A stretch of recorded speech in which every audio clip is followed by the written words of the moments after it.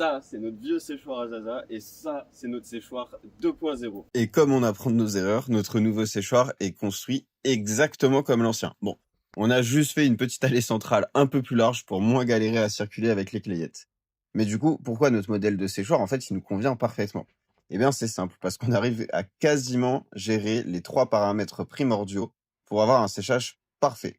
Et dans cette première partie, on va voir le plus évident, c'est la chaleur.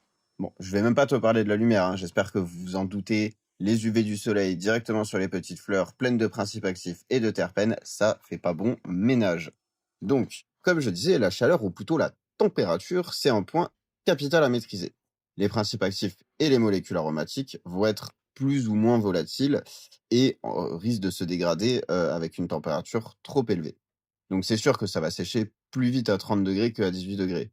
Mais à 30 degrés, ça va sécher très très vite et toutes tes petites molécules aromatiques et principes actifs vont s'évaporer et se dégrader. Donc oui, tu vas avoir un séchage rapide, mais tu vas te retrouver avec du foin à la fin.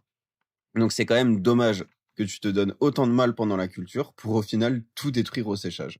Mais attention, le piège c'est pas d'être trop froid non plus, parce que si c'est trop froid, les fleurs ne sèchent pas assez vite, et là c'est les champignons qui vont fumer ta conso avant toi.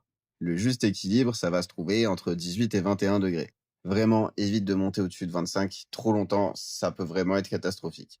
Demain, je vais te montrer le deuxième paramètre qui va être super important, ça va être l'humidité, et je te montre aussi la suite de la construction du séchoir. Et je te garantis que l'humidité, c'est pas aussi simple que ce que tu pourrais penser.